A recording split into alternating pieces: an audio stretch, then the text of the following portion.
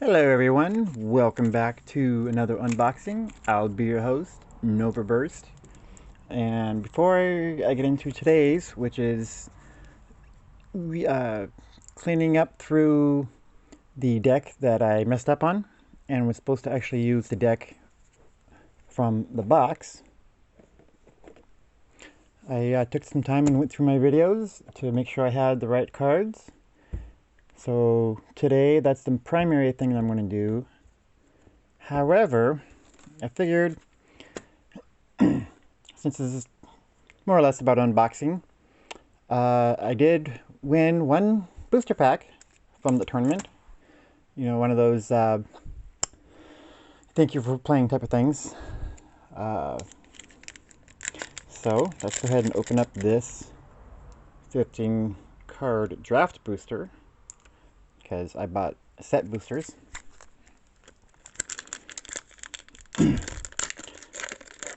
So with that in mind, this is just going to tear apart completely. Alright, so we got the Pt4, which also has the Dungeon of the Tomb of Annihilation on there. You're familiar with that by now. So this one gives us, you see a guard approach, Boots of Speed, Find the Path, a Potion of Healing, a Secret Door, Swarming Goblins, Deadly Dispute, you find a Cursed Idol, Pixie Guide, the Neverwinter Dryad, Gretchen Titchwillow, White Dragon, Purple Worm, Den of the Bugbear, and the Mountain. So, no new cards, nothing wonderful. Although I do got a spare Gretchen Titchwillows, which is kind of important because that is one card that is in those cards from the original tournament, which I may or may not use. Was questionable, but now that I have the replacement, I just might throw her in. So this is going to be a little bit off because a lot of the cards, okay, out of all the cards, there were holographic cards. Like, I remember seeing it here in the early. Well, Icing Death, the Frost Tyrant, was not this version. It was a full artwork thing. And because of me being a collector, I decided I'm just going to replace it with cards that should be more common. I mean, overall, Icing Death is not very common, but I'm sure it would be more common than that particular card and any holographic card. Same with the Cloister Gargoyle. The Direwolf Prowler and the Jin Windseer had that special art, which, like I said, I took everything out. Oh, there we go. Underdark Basket's a good example. The Genie Windseer and the Direwolf Prowler looked like this, not holographic, so that's another thing to keep in mind of. The regular artwork and the artwork holographic. And the Whirlpool Sword, which was part of the buying the deck. Well, that's a nice card. Everybody's going to want to use it. I got a non-holographic that should be able to replace it just nicely. Alright, so with that in mind, let's go ahead and make this deck, and I'll see what kind of cards I can put in later. Land. So one thing that I like to do is I like to separate them by color. or in some cases, artifacts and lands, since they're both colorless.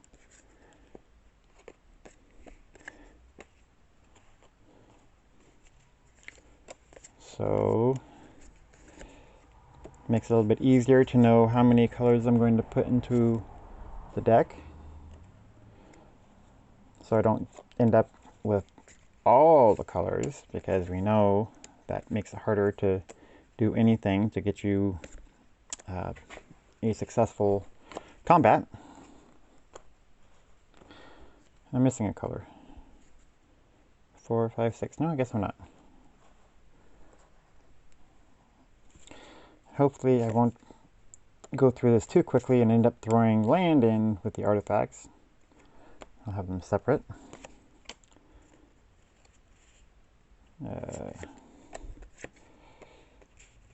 So one thing I like to do is green is one of my colors of preference, probably the main one of preference. Evolving Wilds was also an artwork one, but I'm not using that one. I'm using the regular one. So green is probably my favorite card, my favorite color to use. Blue can be loads of fun because of all the manipulation that goes in through it, which makes another little fun. One of my favorite classes after the monk is the psionic, because of the fact that it's not it's not based upon physical.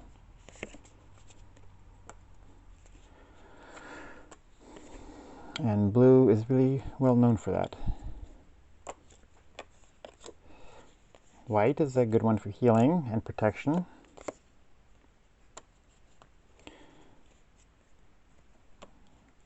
Or, yeah, no, blue actually does more redirection than white. It can. Of course, all the colors can do a little bit of everything, but each color has their own strengths, more with cheaper casting cost and whatnot.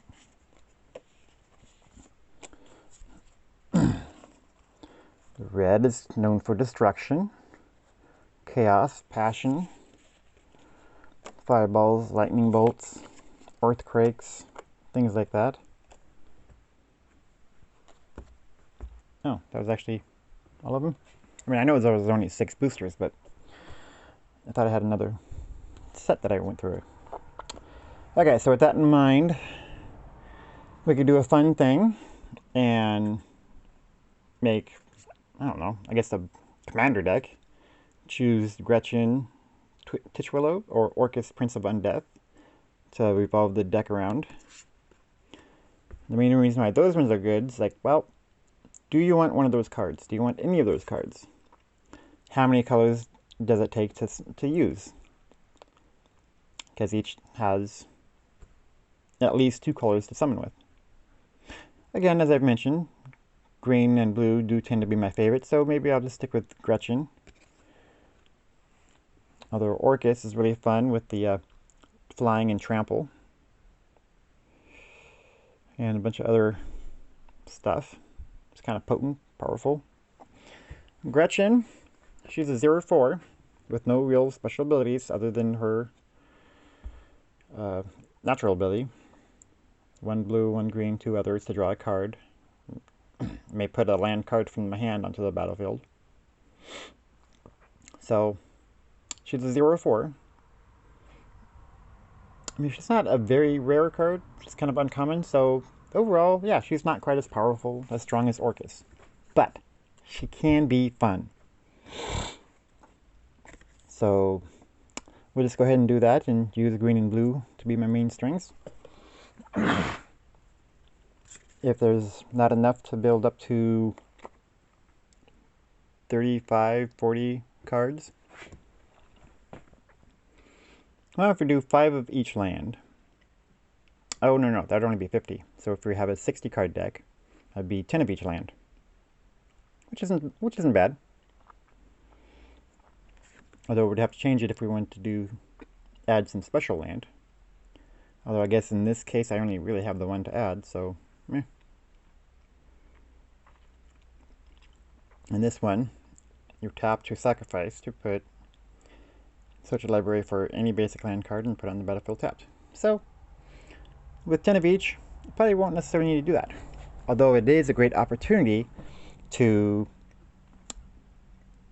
reshuffle the deck, where it's like, you know what, I'm getting too much of one thing, not enough of another, I need to go through the deck. I need to shuffle the deck. What better way of doing it than using a card that makes you shuffle afterward? Because, you know, for those people who can memorize cards, shuffling is a good way of keeping them from doing that. At least knowing the exact position. Card sharps. Okay. So we're gonna go with Gretchen and the Evolving Wilds. Those are going to be the definite two that we're going to put in there. So that leaves us 38 more cards, right? No red, no black, no blue, no Orcus. No black. There goes the Vorpal Sword.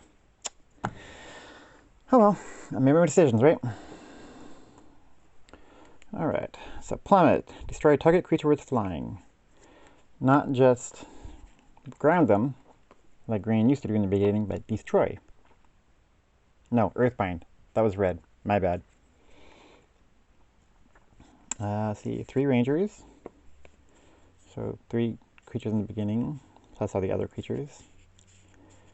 Let's see, Scaled Herbalist. You may put a land card from your hand onto the battlefield. So there's 2 of those. That's probably be a good one to add.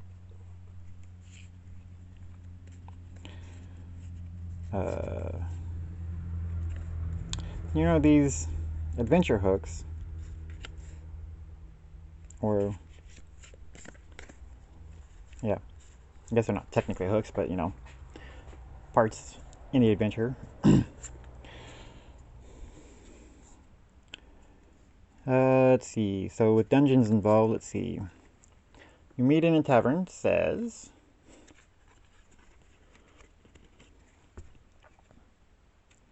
choose one. Form a party. Look at the top 5 cards of your library. You may reveal any number of creature cards from among them and put them into your hand.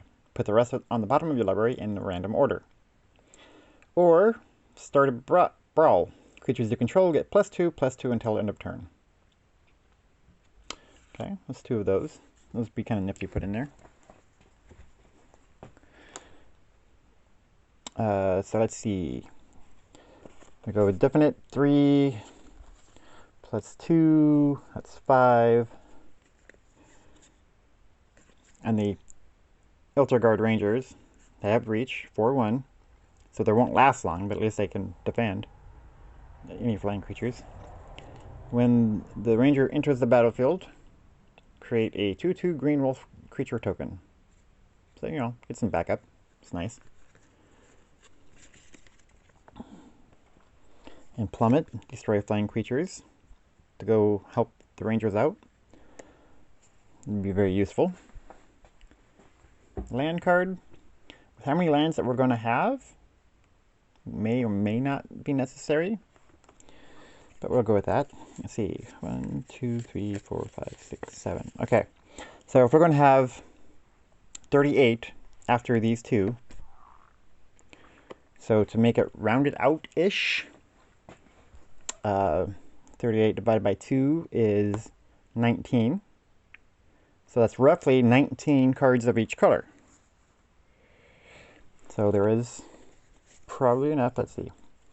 Actually, let's just go ahead and count them all and see if there's only 19 of each, then we can just call it good. But we also going to want to throw in some artifacts, so we'll just see what we got. 1, 2, 3, 4, 5, 6, 7, 8, 9, 10, 11, 12, 13, 14, 15, 16, 17. I can throw 2 extra cards in there. Ooh, this feels much thinner. 1, 2, 3, 4, 5, 6, 7, 8, 9, 10, 11, 12, 13, 14. So we can use 2 and 5. Okay. That's 7. How many we got? 1, 2, 3, 4, 5, 6, 7. Look at that. However, 1 extra card, and it happens to be the Vorpal Sword. We're not playing with black. That hurts. But send him over there with Orcus. Yeah. But I did a good job of recognizing artifacts because I've also got the Cloister Gargoyle in here. Anything in here to give me any color mana? No. Okay, so now what? That gives us actually 39 cards and not 40.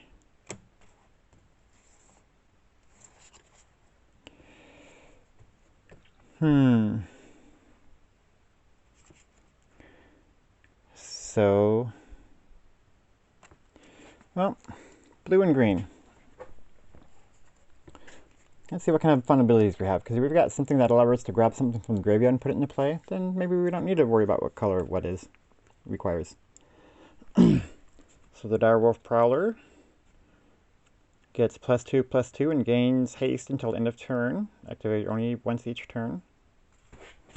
After the first turn, haste isn't that big of a deal, but the +2/+2 is, so that's nice. Compelled Duel. Target creature gets +3/+3 until end of turn and must be blocked this turn if able. Choose your weapon. Choose one. 2-weapon fighting. Double target creature's power and toughness until end of turn. Or archery. The spell deals 5 damage to target creature with flying. Hail Giant Herdgorger. When Hail Giant Herdgorger enters the battlefield, you gain 3 life. 7/6. That's a pretty strong guy. It is a giant, go figure. Owlbear. Owlbear. Trample. Keen Senses. When Owlbear enters the battlefield, draw a card.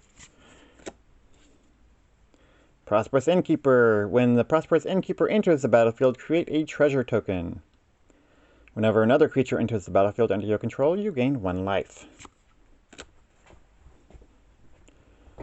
Underdark Basilisk. Death Touch. 1/2. Ooh. Where's that? Compelled Duel. Target creature gets +3/+3 and must be blocked this turn if able. Okay, not everybody must block it, but if it did, man, the nice little Death Touch and Lure. I love that combo. I used to do that back in the day. Especially when I was fighting against an Icy Manipulator. When I finally could go, I'm like, no, no, no, I'm going to kill your guys because this is really pissing me off. You happen on a glade. Choose one. Journey on. Search your library for up to 2 basic land cards, reveal them, put them into your hand, then shuffle. Make camp. Return target permanent card from your graveyard to your hand. Close. Still got to go to my hand, but... Okay, Scaled Herbalist. We covered that one. Brings cards from land from my hand to play, which is pretty good with the... You happen on a glade. You get 2 land at one time. You can only lay down 1 land at a time. Useful. Okay, so nothing from there. Let's see what the blue gives us. Bar the Gate. Counter target creature or planeswalker spell. Venture enter the dungeon. Nice countering spell. 2 of those. Contact other plane. Roll a die 20. 1 to 9. Draw 2 cards. 10 to 19. Scry 2. Then draw 2. 20. Scry 3. Then draw 3. So if I understand scrying, you take the however many the number is, 2 or 3 in this case. So let's say 20. Scry 3. Take them, put them back in any order that you want, and then you draw 3. I suppose scrying also includes, you can put them back on top or on the bottom. So with that in mind, you could probably say, no, some of these, all of these, or one of these, isn't quite as useful, so I'll just put that on the bottom and see what new card I'll get. So if that really is what Scry is about, instead of just reorganizing the top cards, then it makes it a bit more useful. Unless, of course, you take the top 3, scry, put in an order, and then you draw the 3 underneath those ones. They go in your hand, and then you put the ones that you scried back on top. I'm not sure how a referee would go with that, you know, the official rules. Shame I wasn't able to have that, so I could find out in a real game. Oh well. Guild Thief. Whenever Guild Thief deals combat damage to a player, put a +1/+1 counter on it. And Cunning Action. 1 blue and 3 others. Guild Thief can't be blocked this turn. Nice, nice. So, get him up high enough and have like a 10/10 counter on him. Then make him so they can't be blocked. Have fun with that. Who needs trample when you can just bypass everybody, right? Power of Persuasion. Choose target creature an opponent controls, then roll die 20. 1 to 9, return it to its owner's hand. 10 to 19, its owner puts it on the top or bottom of their library. 20, gain control of it until the end of your next turn. Pixie Guide. Flying 1/3, grant an advantage. If you would roll 1 or more dice, instead roll that many dice +1 and ignore the lowest roll.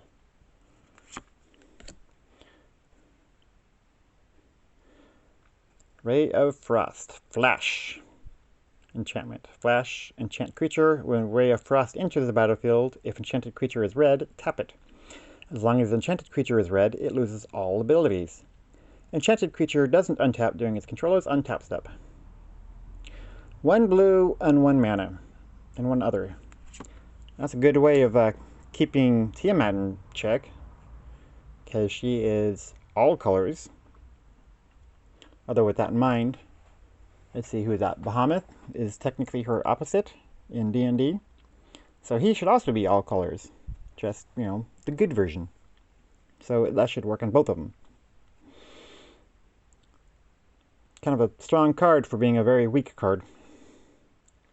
Silver Raven. 1/1 flying. When Silver Raven enters the battlefield, scry 1. Soul Knife Spy. Whenever Soul Knife Spy deals combat damage to a player, draw a card. True Polymorph. Target artifact or creature becomes a copy of another target artifact or creature. Wait a minute. Target artifact or creature becomes a copy of another target artifact or creature. It doesn't necessarily say that the cards must be in play. So with that in mind, one could think that I could target an artifact, or that the artifact or creature that I target can become a copy of the artifact or creature in my graveyard. I'm going to keep that as a possibility and try that. You find the villainous lair. Choose 1. Foil their scheme. Counter target spell. Learn their secrets. Draw 2 cards, then discard 2.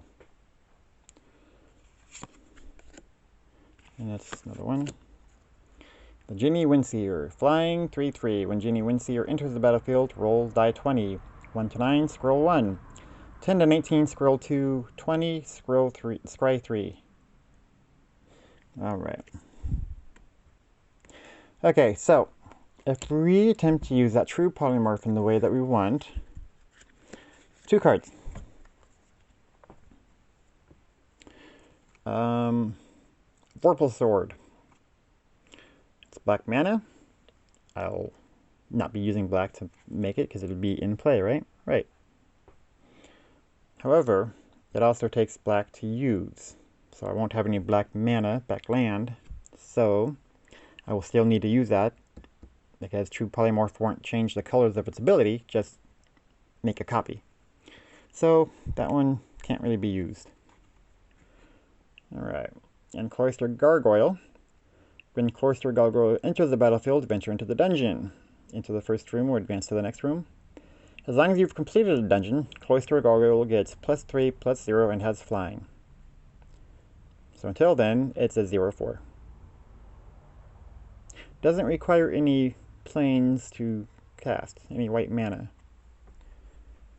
So in theory, that would probably be a good one. However, then we got this one. You know, I said choose one or the other. Well, why not use both? If I can make a copy of them from the graveyard. What's the special abilities? He's a flying trample. We covered that. 5/3. When Orchid's Prince of Undeath enters the battlefield, choose one.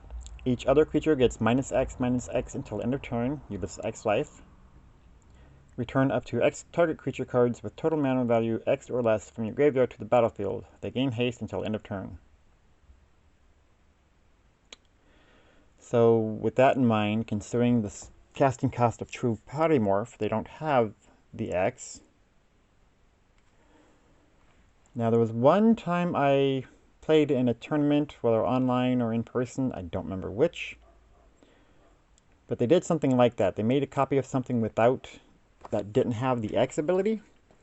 But when they used it this way, once they brought it into play, they were able to add the X's to make them do whatever. However, that was years ago. Is it still a thing? I don't know. The idea of this is to have fun. I mean, if you can annihilate your opponent in the meantime, great. But do you really want to ruin friendships over it? So with that in mind, instead of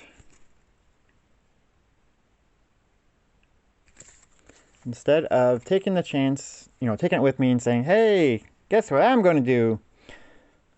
Because, as was mentioned, he's a really powerful card. People are going to hem and haw and fight as long as they can with it.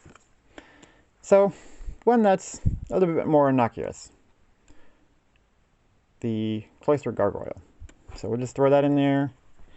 Throw all the other artifacts in there.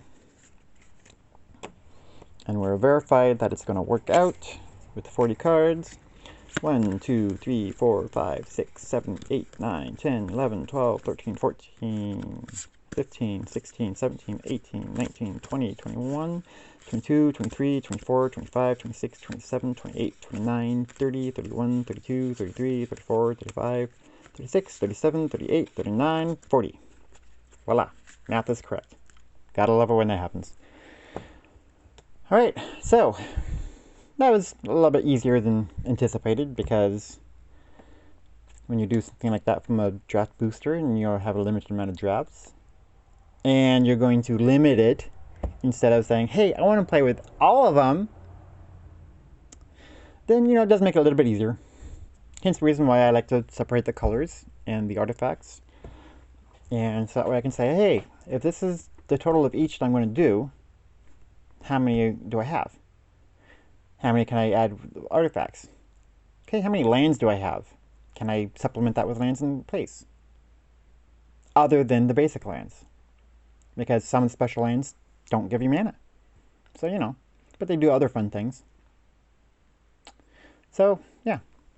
Doing it like that does make it a little bit easier, quicker.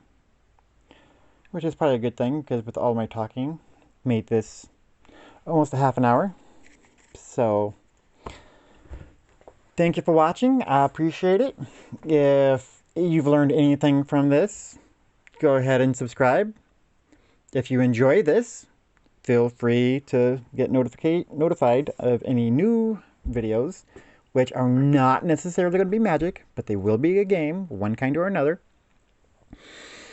And if there's anything that you disagree with, feel free to make a comment. I've been doing this for years, off and on. I'm not a professional. I could learn new things. It's fine. And I like to think that I'm pretty easygoing. I don't get offended to hardly anything. Few exceptions. This channel is not about that, just about games, so you'll never know. So go ahead and say something that you think I may not know, and if I don't, then I'll see about incorporating it in one of my other videos, depending on what they are. Alright, thanks for your time. Enjoy.